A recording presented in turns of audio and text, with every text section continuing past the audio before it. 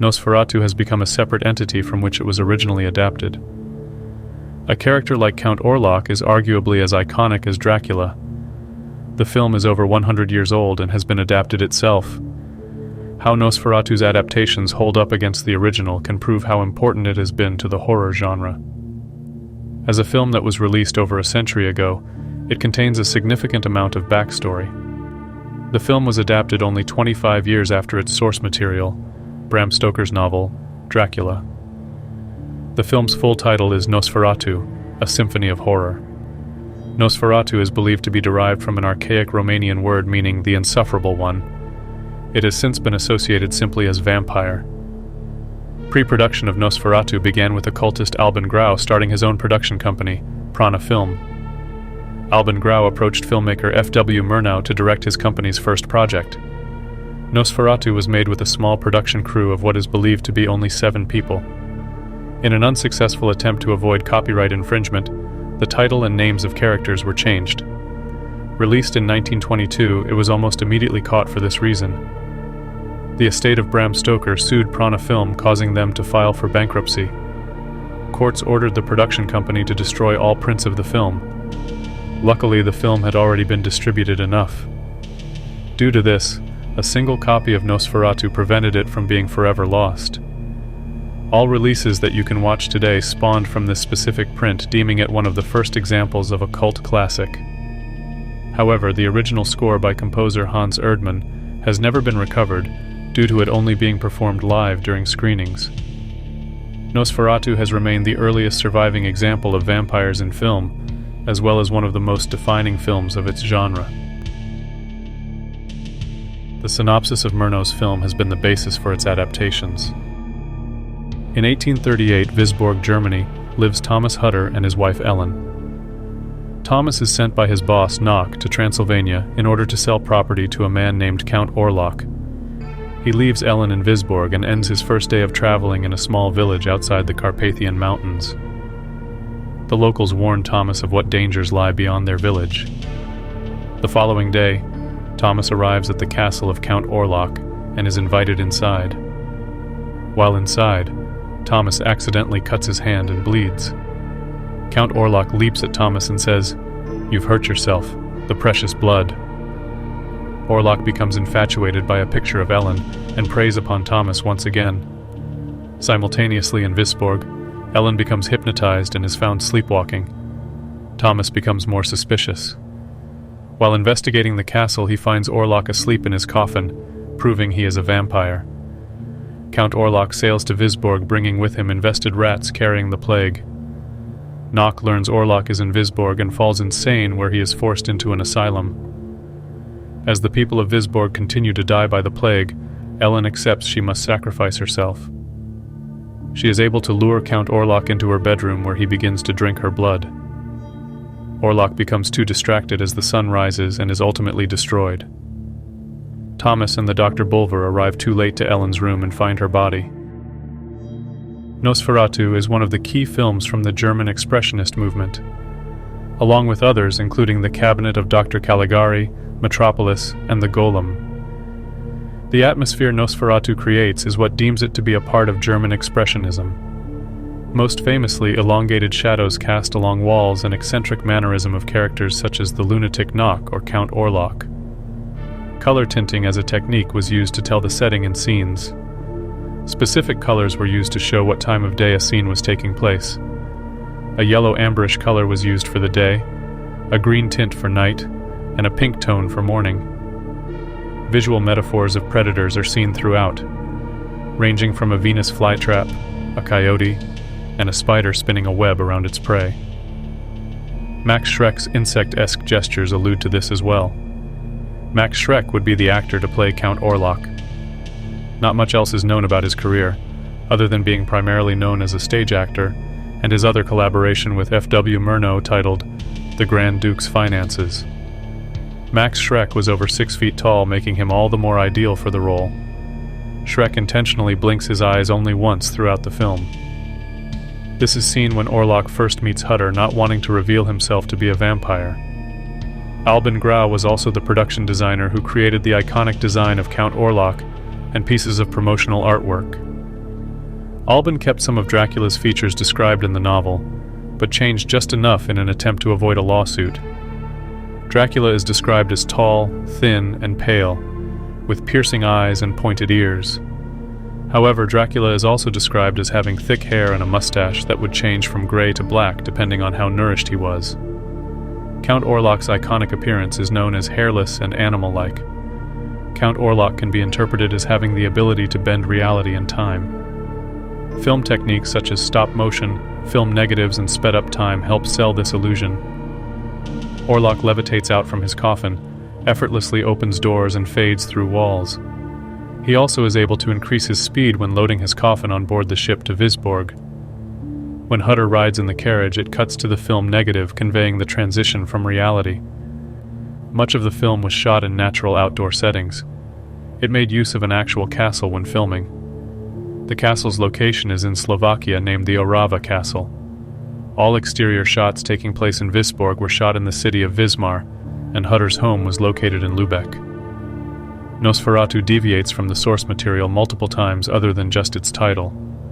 All character names were changed, resulting in Count Dracula becoming Count Orlok. The protagonist Jonathan Harker as Thomas Hutter, Renfield as Nock, and Van Helsing as Dr. Bulwer, Lucy as Ellen. Jonathan and Ellen live in Visborg, Germany, but in the original novel, the Harkers live in London. Orlok accurately lives in Transylvania. Nosferatu ignores the trope of victims transforming into vampires after drinking their blood. The conclusion of the film changes how a vampire is killed. Rather than Dracula being staked through the heart and decapitated, Orlok is destroyed by sunlight. This is the first depiction of a vampire being killed by sunlight.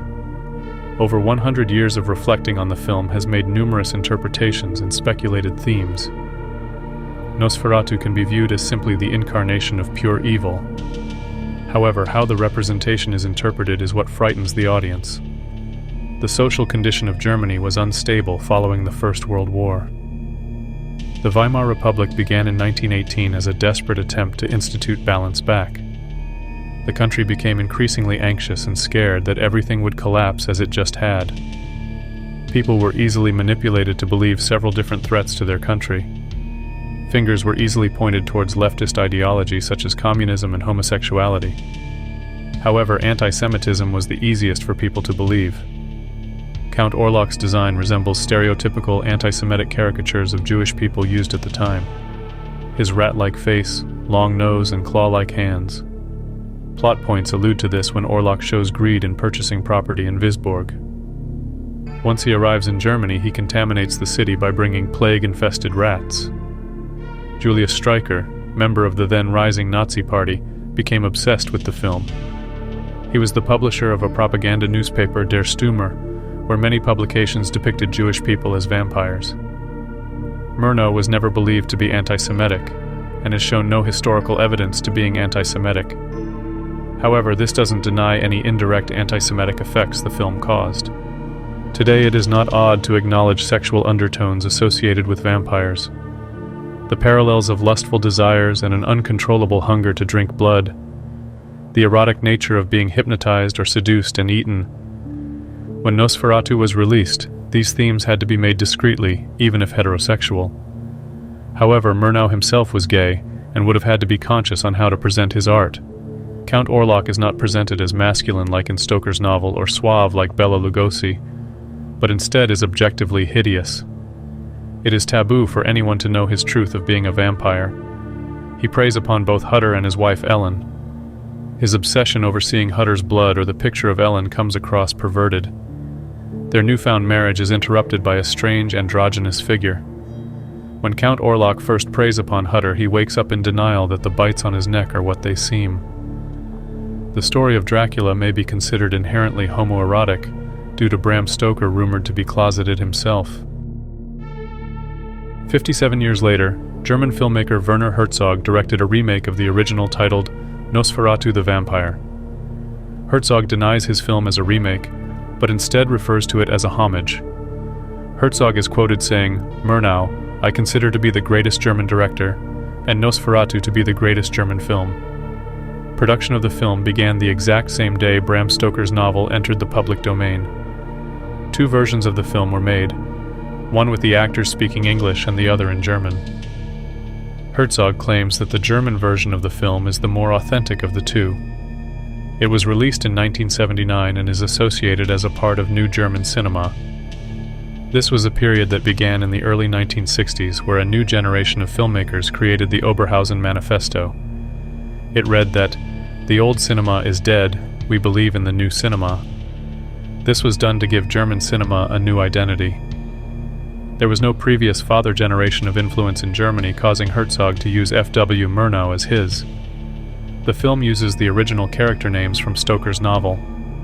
Orlok returns as Dracula, as well as Jonathan Harker, Lucy, Renfield, Van Helsing, etc. Again, we watch Renfield send Harker to Transylvania to meet Count Dracula. During his stay, Dracula drinks Jonathan Harker's blood and becomes infatuated with his wife Lucy. Once Harker learns the truth that Dracula is a vampire, he chases him back to Wismar. Dracula sails to Wismar and infests the town with the plague. He hunts for Lucy, where she ultimately decides to sacrifice herself in order to destroy Dracula. Klaus Kinski, a frequent collaborator with Herzog, plays the role of Dracula. Although his name is changed back to Dracula, his appearance is still influenced heavily by Max Schreck. However, Klaus Kinski's portrayal of Dracula deviates from Schreck's. The expressionist aesthetic of the original presents Orlok intimidating. Schreck is the personification of evil, while Kinski is evil behind the face of a vulnerable, pathetic creature. The audience is sympathetic towards Dracula because he is immortal. He is unable to enjoy the comfort of love or death. His nervous breaths and fragile voice tells how desperate he truly is. Dracula asks Harker if he can imagine what it would be like to live the same day, over and over for centuries. He explains to Harker more of his backstory and how that he is a descendant of an old family, and alludes to making the mistake of engaging with the occult.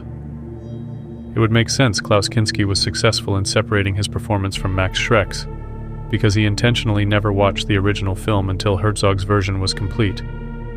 Comparing both actors' performances is unavoidable, but so is accepting the originality Kinski brought. It is worth noting that Klaus Kinski reprised the role in Nosferatu in Venice. Released in 1988, the film is a sequel only by name and bears no resemblance to his appearance in Herzog's film. There are several key differences between Herzog's and F.W. Murnau's films, most notably Herzog's ending, where Jonathan Harker transforms into a vampire. Once he returns back to Wismar, he appears ill with a fever and doesn't recognize Lucy. Harker recovers once Dracula is destroyed, but is upset. Harker accepts his new fate of living eternally as a vampire. He says, "I have much to do now." The final shot shows Jonathan Harker riding a horse into the distance with Dracula's flowing black cape. Herzog wanted a female character to be the strongest in his story. Lucy becomes a heroine rather than as a damsel in distress. She becomes the only person trying to combat Dracula from Wismar. She is desperate to convince everyone that Dracula is the cause of the plague. As the people embrace death and her sister Mina is found dead, Lucy realizes that she is the only person able to kill Dracula. Herzog overlaps traits of vampires between the original novel and original film. Dracula shows no reflections in mirrors, as described in the novel, but does cast shadows as we see in the original film. From both the novel and the original film, Dracula is destroyed by both sunlight and a stake through the heart. Similar to Murnau's film, there are visual metaphors used. Shots including the boy playing the violin as Harker escapes Dracula's castle, or the people of Wismar dancing in the streets as the plague spreads. The opening of the film consists of panning shots of actual mummified bodies. The bodies are of victims of the 1833 cholera outbreak in Mexico, therefore foreshadowing the plague Dracula brings with him. Herzog's version is still set in Germany. However, he was unable to shoot in the same city as Murnau. The majority of the film would be shot instead in the city Delft in the Netherlands. Dracula's castle was also not shot at the original castle in Transylvania, but instead at Pernstein Castle in the Czech Republic. The most iconic images of the original of Nosferatu are replicated by Herzog. Dracula sleeping in his coffin, walking across the ship and preying upon Lucy. Among all these callbacks to the original film, there appears to be only one example of expressionism shadows used. The themes in Herzog's version are felt rather than seen. The majority of the film consists of handheld camera shots, most of which are long takes. It is most prominent during Jonathan Harker's travel to Transylvania. The audience watches in a third-person perspective as he hikes along rivers, through caves, and atop mountains. These landscape shots resemble works of the German Romantic painter Caspar David Friedrich. Harker does the majority of the traveling on his own, and the carriage that drops him off outside the castle is not implied to be Dracula. In the montage, Herzog uses the prelude to Richard Wagner's Das Rheingold twice in the film. The first time it is heard is as Harker arrives at Dracula's castle. It begins at the foot of the mountain he must climb. The song presents a false sense of relief as you see sunlight outlining the peak. We as the audience are aware of what is waiting on the other side, but Jonathan isn't. The song is heard again when the ship carrying Dracula arrives in Wismar. The truth behind Dracula's identity revealed, the song's true meaning creates a sense of dread. The film follows the basic plot outline of the 1922 original. However, it is used with new objectives. Herzog's film is not intended to scare the audience. In an interview with New York Times in 1979, Herzog revealed the primary theme as a parable, quote, "The fragility of order in a staid, bourgeoisie town." It is more than a horror film, he says. Nosferatu is not a monster, but an ambivalent, masterful force of change. Dracula terrorizing Wismar can be interpreted as an allegory to the destruction of all things conventional, whether it may be capitalism, sexual identity, democracy, religion, among countless others. Harker is a capitalist fooled into selling property to a radicalist. Dracula remains androgynous and preys upon both men and women. He overtakes Wismar by force, murdering anyone preventing him. His desperation for death comes from accepting there is nothing endearing about life.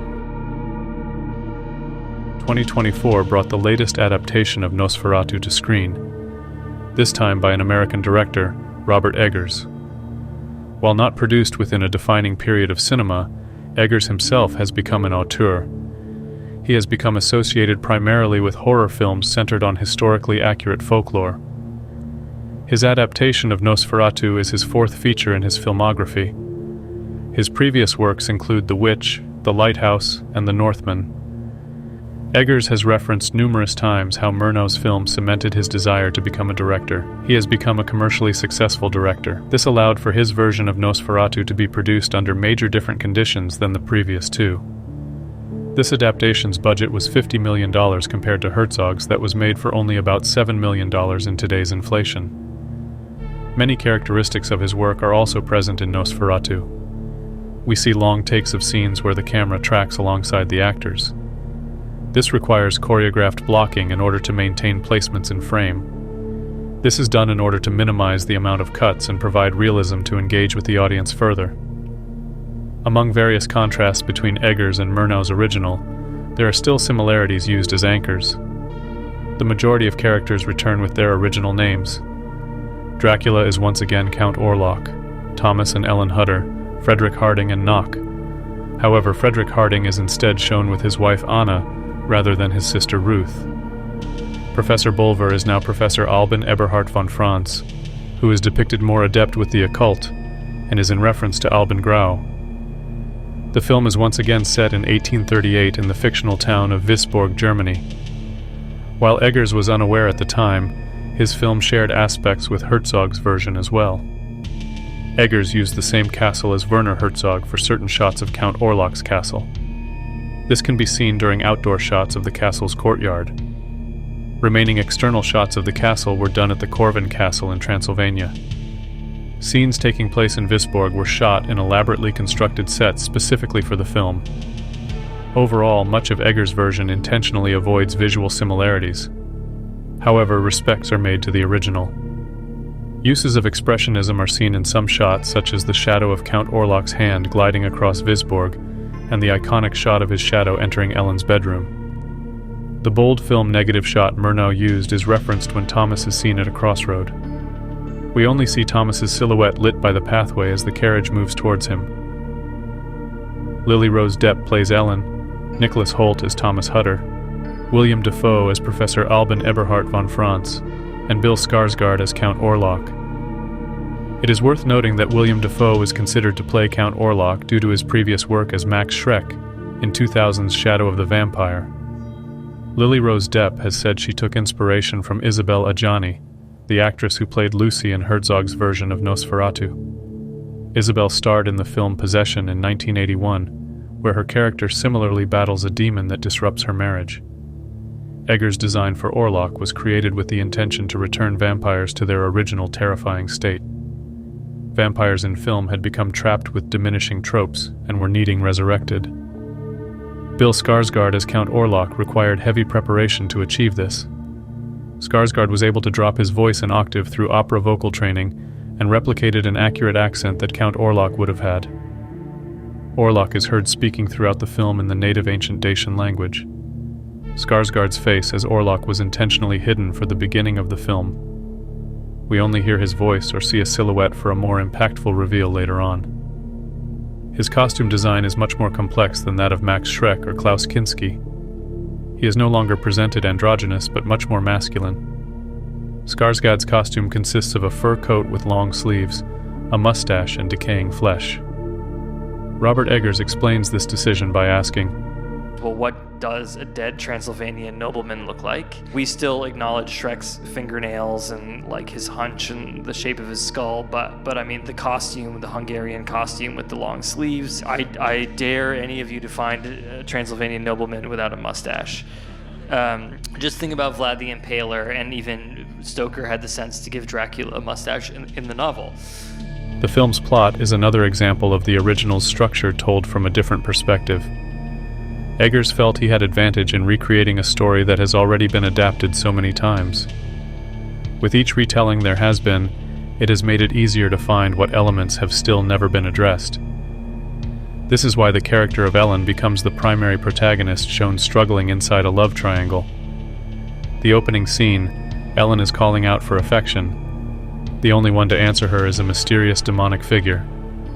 Unlike the previous films, here we see that Ellen holds a past with Orlok before it's revealed that she is married to her husband Thomas. Orlok now resents Ellen because of her marriage and haunts her. Ellen feels abandoned when Thomas chooses his work over her. This causes her to again become vulnerable to Count Orlok. Ellen begins to show symptoms of random convulsions and sleepwalking. Although Orlok begins interacting with Ellen, it is instead for revenge. Count Orlok arrives in Visborg and begins to kill her family and friends. Ellen accepts she must sacrifice herself and gives her body to Orlok. Like the previous versions of the film, Ellen distracts Count Orlok long enough for the sun to rise and destroy him. However, Eggers presents the scene in an uncanny tone that blends passion and murder. When asked why he chose to tell his version this way, he said, all of a sudden you have this woman who's an outsider in 19th century society. She has a deep understanding, an innate understanding of something she doesn't have language for, and no one else can relate to it. Her husband, who loves her, is dismissive of her. She's misdiagnosed as hysteric and melancholic and all these things, and you literally see her physically grappling with all this stuff. And the one person who is able to share in this understanding of the dark side of the world is unfortunately this demon lover, this vampire. Thematically, the film uses the analogy of death and sex the strongest out of the three films. Subtle details emphasize lust throughout the plot. Orlok now drinks blood from his victims' hearts instead of the neck. Thomas discovers the villagers in the mountains sacrificing virgins in order to fend away vampires. Count Orlok's resentment towards Ellen is caused by her marriage, implying she lost her virginity.